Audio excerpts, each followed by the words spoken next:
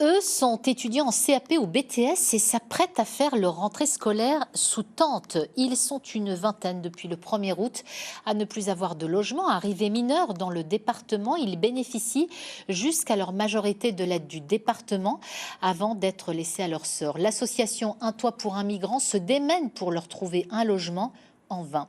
Sophie Mercier, Emmanuel André. Il y a 20 jours, Lala Malan logeait encore dans un appartement.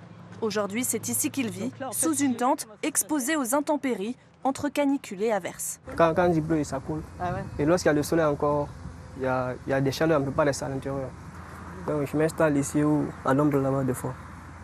Même la nuit? Oui, des fois. Ouais. Oui. Sa tante, elle, conserve tous ses trésors, mais la pluie a bien failli tout faire disparaître. J'ai dû sécher au soleil ici, et je les ai pliés. Ça, c'est la logistique.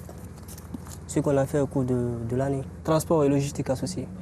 Arrivé en France à 16 ans, il a obtenu son baccalauréat et entame sa 2e année de BTS Transport et Logistique à Toul le 6 septembre prochain. Une rentrée angoissante car dans ces conditions, les révisions s'avèrent bien plus compliquées. Il y a du bruit, on ne peut pas bien se concentrer. Et il y a beaucoup de choses qui m'empêchent de bien apprendre ici. Comme lui, une vingtaine de jeunes se retrouvent sans logement. Tous sont étudiants ou diplômés dans le secteur du transport et de la restauration.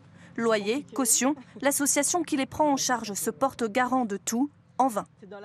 On a quand même beaucoup de donateurs au niveau d'un toit pour les migrants, donc des personnes qui considèrent que la situation des migrants n'est pas possible. Donc on a de quoi payer des loyers, ça c'est évident. Je pense qu'il y a une réticence envers les migrants, parce que quand on dit qu'on s'appelle un toit pour les migrants ou quand il s'agit de migrants qui vont voir chez eux pour trouver un appartement, il y a un refus très, très fréquent, quoi. C'est très compliqué.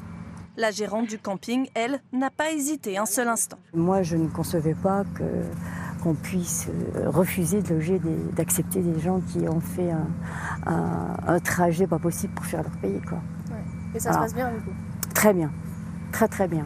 C'est des gens charmants. Appartement ou chambre chez l'habitant, l'association lance un appel aux propriétaires pour trouver à ces jeunes un logement décent avant la rentrée scolaire.